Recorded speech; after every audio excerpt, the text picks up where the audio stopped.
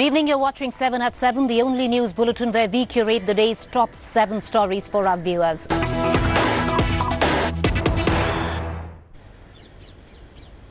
All right, the latest news update coming in, as we just pointed out, that within a span of just about 5 days, the tally of COVID-19 positive cases in India had moved from 5 lakh to 6 lakh.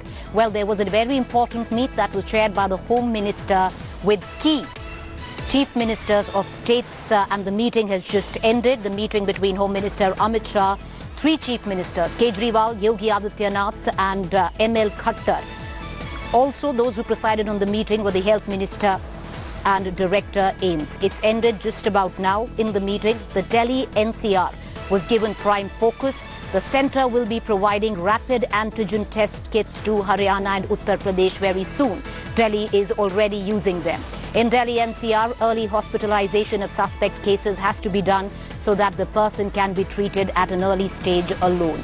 Testing has to be increased for early detection of cases. That's the latest that we are getting in right now. Now, antigen test kits will be made available to the state of Uttar Pradesh, to the states of Haryana. What is more cases to rise because the antigen test kit gives the result in just about half an hour, and till now only Delhi out of these 3 states had been using the antigen test kit. And once these states also start using, the testing capacity for that state will in fact rise. I want to connect to my colleague Munish Pandey, who's been tracking the developments of this meeting very closely. Munish, you know, the meeting's just ended, presided over by the Home Minister and the Health Minister, including the 3 Chief Ministers of Uttar Pradesh, Haryana and Delhi. Can you give us the biggest takeaways? Well, Preeti, what we have been given to understand by our sources is that the meeting with Amit Shah and 3 ministers just got over a while back, and the key focus was the Delhi NCR region. Remember, in UP, most of the cases are being reported from Noida and Ghaziabad, and in Haryana, most of the cases are being reported from Gurugram. Now, what the key focus was that the UP and Haryana will be getting rapid antigen test kits so that early detection of cases can be made and they can be hospitalized as early as possible. What the Home Minister also stressed on during the meeting is that if the person is detected early at early stage, then he can be hospitalized and he can be treated at early stage in the hospitals. So this was the biggest decision which was made in the meeting. Apart from that, the UP and Haryana government have been asked to increase the test of those who are suspected case, who are in the containment zone. So that was the key decision which was made in the meeting with Amit Shah and the 3 Chief Ministers. There was also Health Minister and Director of AIMS present in the meeting, and they have also given their contribution in the meeting. It was stressed that early detection of tests and the testing should be increased in these areas, especially in Delhi NCR, and that is how the cases in Delhi NCR region can be controlled. All right, Munish, appreciate you joining us. My colleague Munish Pandey with the very latest coming out of that all-important meet. I think the biggest takeaways is that antigen tests will be now made available to 2 states that were not using. So yes, we are going to look at a rise in numbers in these 2 states because the antigen test makes it possible for these states to test in larger capacity. Appreciate you joining us, Munish. We'll keep coming back to you for more updates on that story. I want to now shift our viewers' focus to a story that is heart-wrenching, coming in from Tamil Nadu. It is a body of a girl that was found in an incident of a missing 7-year-old girl whose body was found in Tamil Nadu's Pudukkottai town, an incident that has sent shock waves across the state. This minor girl was found near a water body with bruises all over her face. The body was found after her family and local police formed a search party to find the missing child. Preliminary reports suggest that the minor was sexually assaulted and then killed. The victim's neighbor's son has been arrested by the police in connection with the case. Meanwhile, the police is currently on the lookout for 2 other youth who are believed to be involved in the incident. The cops had earlier detained 2 in relation to the case. Meanwhile, the NCW, the National Commission for Child Protection Rights as well, has taken note of the case and asked the Pudukkottai police to complete investigations as soon as possible. I want to connect with my colleague Shalini Lobo, who's joining me live. You know, Shalini, it's a gut-wrenching tale. Would you just take us through the developments and in terms of investigation, where have the police reached? Well, Preeti, it is indeed a very horrifying tale coming in from Pudukkottai in Tamil Nadu. This girl went missing from her house, from around her home on Tuesday afternoon. She was found after a day near a water body in her village. Her face was completely bruised. She was not wearing any pants, is what we're hearing to be told. The girl is said to be, after the preliminary inquiry, what the police do tell us is that they suspect sexual assault on this child. And they have arrested one person in connection to the case, which is the neighbor's son. He's a 25-year-old man, and two other youths also. They have identified them, but they are said to be absconding. The police is trying to trace them and arrest them as well. Meanwhile, the National Commission for Child Rights has also taken cognizance of this horrifying case from Pudukkottai, and they've asked for a full report on the same and asked for action to be sought at the earliest. The Chief Minister has also acknowledged the issue, has also put out a tweet saying that it's a horrifying incident that's come to light from Pudukkottai. Condolences to the family, and has also said that those guilty will be punished. They will be met with the harshest punishment. DMK Chief M.K. Stalin has also tweeted about the same, saying that women and children right now, the security is also something we are scared of about. Tamil Nadu has recently dealt with crimes. Right now it's going through a very tough time with the custodial deaths in Thoothukudi, and now we have news from Pudukkottai of this little child who was allegedly raped and murdered. Okay. All right, appreciate you joining us, Shalini. We're going to keep coming back to you with this horrific tale coming from Pudukkottai district in Tamil Nadu. Thank you, Shalini, for joining us. I want to now move on. For the first time today, the Prime Minister made it very clear that Indian Railways is open to privatization. Well, that's pretty much a divided opinion. But what he did, in fact, was to invite private players to step in and in fact, invite them to run 151 new trains on 109 pairs of routes from 2023. The private investment up to rupees 30,000 crores will be allowed in this process. As per the Railway Ministry, majority of the trains will be made in India, and private entities will be responsible for financing, managing operations and maintenance of trains. Politics has now erupted over the centre's move to invite private investment into railways. Congress and left has hit out at the Modi government.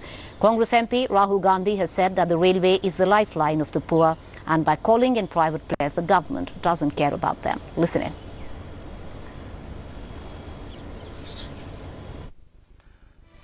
ये चलाना चाहते अमीर वर्ग, यानी कि निजी कंपनियों के द्वारा चलाई गई ट्रेनें, और उसमें खर्चा सरकार का। रेल जो बिछी हुई है सरकार ने बिछाई, जो अधिकारी कर्मचारी हैं रेल विभाग के हैं, और ये लोग जो हैं निजी कंपनी आती है मुनाफा कमाने के लिए आना चाहती हैं। बात यही है कि मूल तौर पर भाजपा अमीरों की पार्टी है, और इसकी शुरुआत उन्होंने जब रेलवे बजट को शामिल कर दिया था नेशनल बजट में, उसी दिन से पता लगने लगा था कि अब निजीकरण होने वाला है, इसलिए हम निजीकरण का विरोध करते हैं।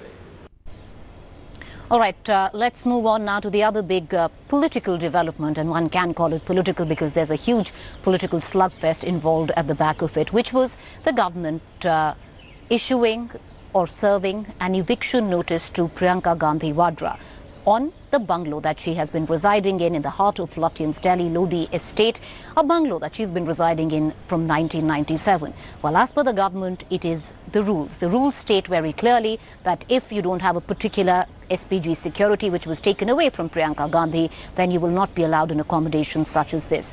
The Congress in turn has in fact hit back, saying, well, are the rules the same for everybody? Because there are a lot of BJP stalwarts that continue to reside in Type 4 similar bungalows like Priyanka Gandhi has.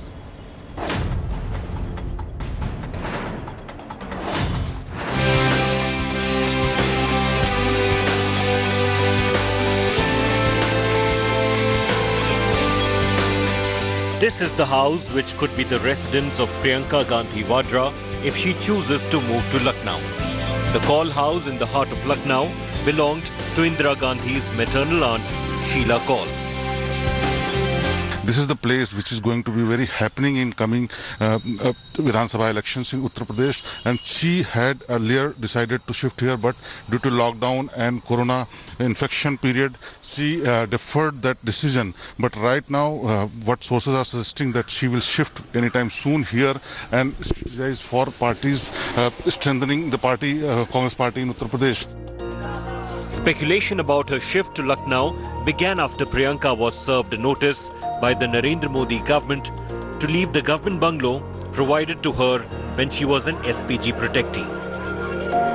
After spending 2 decades of time here in the Lieutenant Delhi's bungalow number 35 at Lodhi Estate, Priyanka Gandhi is now shifting base to Uttar Pradesh. And this has come after the government has withdrawn the accommodation. The Rajasthan Chief Minister Ashok Gehlot, Punjab Chief Minister Captain Amarinder Singh also appealed central government to rethink over the decision withdrawing the residential accommodation in the national capital, which was earlier allotted to Priyanka Gandhi. The eviction notice has left the grand old party fuming. अब तो सरकार इतनी गिर गई कि प्रियंका गांधी जी के मकान को खाली करवाने का नोटिस दे दिया। न प्रियंका गांधी और न कांग्रेस नेतृत्व इस प्रकार के फर्जी नोटिसों से डरने वाला। एक नहीं 100 मकान खाली करवाइए, परंतु इस देश की आवाज बनने से आप हमें रोक नहीं सकते। The rules are the same for everyone. Dynastic democracy has come to an end. It seems it is a reality now. So this dynastic democracy which we lived earlier has come to an end, it seems. A section within the party feels Priyanka can use this opportunity to take the fight to Yogi Adityanath in Uttar Pradesh, the state she has been put in charge. She has been taking on the Yogi government over several issues, from arranging buses for migrant workers to demanding justice for the victims of the Sonbhadra massacre. Her Twitter timeline has been focused on UP.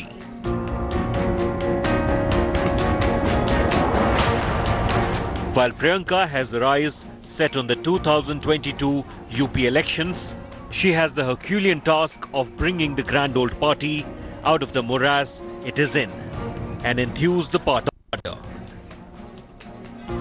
With Ashutosh Mishra and Shivendra Srivastav, Bureau Report, India Today. All right, India today stands number 4. Number 4 on the worst affected nations list when it comes down to COVID-19. Well, what we have seen is in just the span of 5 days, we jumped from 5 lakh to 6 lakh. This is how it unfolded.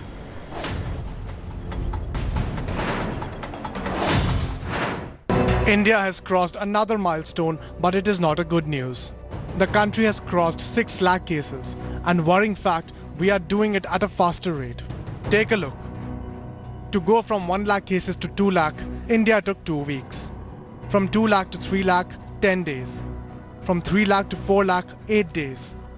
And the last 2 lakhs in just 6 and 5 days respectively.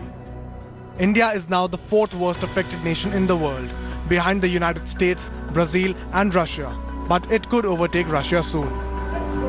The World Health Organization had recently warned countries lifting the lockdown, saying the worst is yet to come.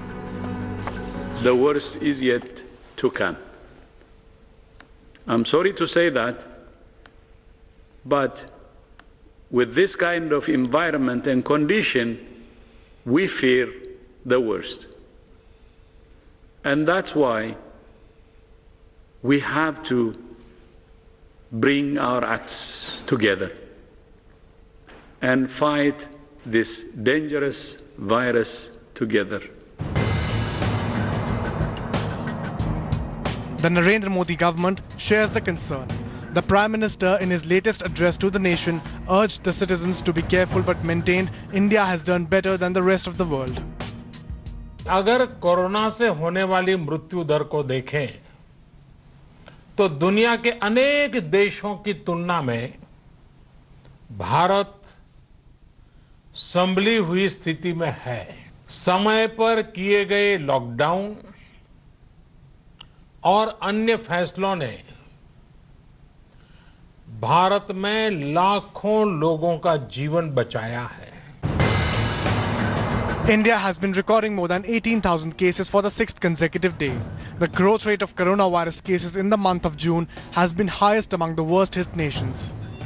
A wrong turn at this stage can prove costly for the nation. Bureau Report, India Today. All right, there's been a huge blowback where China is concerned diplomatically and internationally, not just in India's current diplomatic standoff, which has now led to the United States of America banning telecom giants like Huawei and ZTE, which leads to one question: is India going to follow?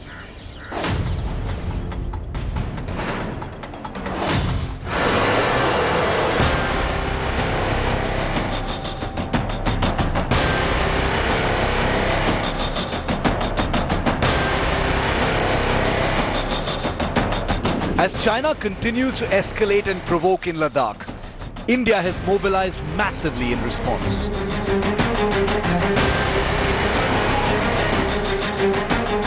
But apart from the military response on the ground, India has clearly signaled this week that it is willing to hit China where it hurts the most. The world of deals, money and contracts. In just the last 5 days, India has taken targeted action on Chinese investments in India. From highways to power projects to railway tenders to mega telecom tenders and of course the high voltage ban on 59 Chinese apps including TikTok. And now, India waits to see if the government will bite the biggest bullet on the table. With the US government taking a huge decision recently to ban Chinese telecom giants Huawei and ZTE from doing any business in America, citing a threat to national security, all eyes are on whether India will follow suit. In India, Huawei is one of the prime contenders for 5G infrastructure. Huawei says the Indian government invited them late last year to participate in the 5G trials. But the recent security concerns could force a decision on the Modi government. Even before the 5G rollout, Huawei remains deeply embedded in Indian mobile infrastructure, with India's two biggest mobile providers using enormous amounts of Chinese Huawei equipment. With the state-owned BSNL and MTNL already scrapping 4G tenders that involved Chinese companies, could India's biggest strike on Chinese money be around the corner now? The United States of America has classified Huawei and ZTE as a national security risk. It is mystifying as to why the government of India, the NDA-BJP government, has permitted Huawei to participate in the 5G trials. Banning Huawei and ZTE in India won't be a simple proposition. But if national security is the reason why India has cracked down on other Chinese tech, how does the government plan to explain putting off a decision? Bureau Report, India Today. Well, this one right now, the story that we will end 7 at 7 with is a heartwarming tale, and shot by my colleague Abhishek Bhalla from Leh. Well, as India's standoff with China continues in Leh and Ladakh, my colleague Abhishek went to this one village, a unique village, 63 houses, that's it. But in possibly each house of that 63-house village, there comes an army man.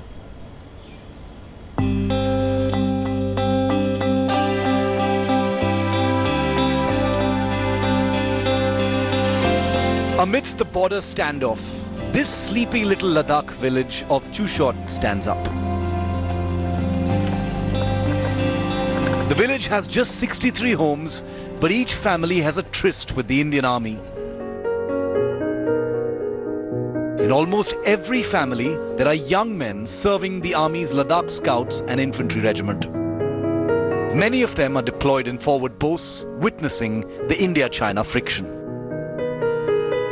34-year-old Zara Bano had lost her husband serving the army. Now her three brothers also want to don the olive green.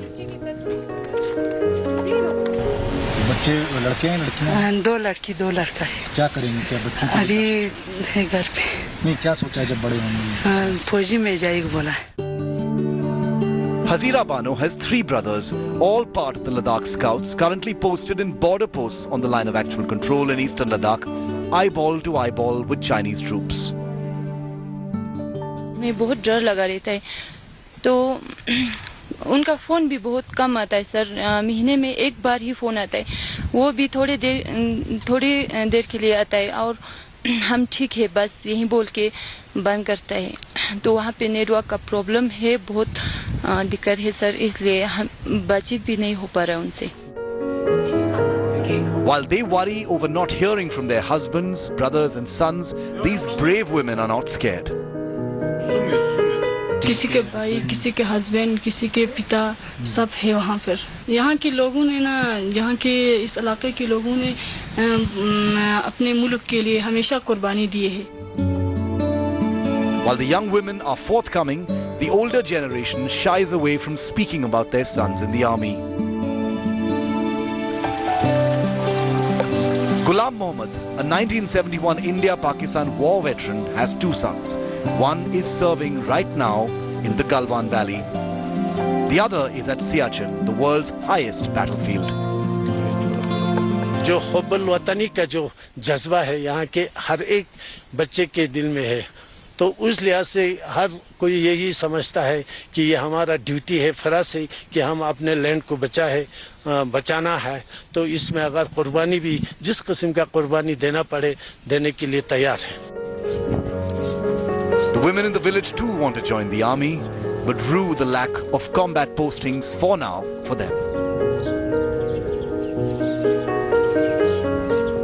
It's a given that the young boys will join the army, but with aspirations increasing, they are looking for more opportunities, particularly the young girls who are bright but do not have enough opportunities coming their way to make a better living. With Abhishek Bhalla in Chushot village in Ladakh, Bureau Report, India Today.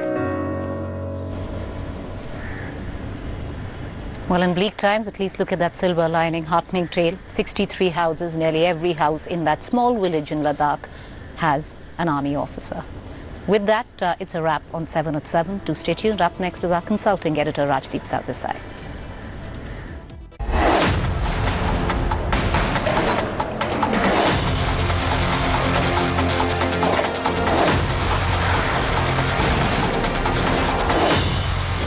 Hi everyone, Preeti Chaudhary here. Hope you like this video. For latest news and analysis, like and subscribe to the India Today YouTube channel. And don't forget to press the bell icon to stay updated. Thank you for watching.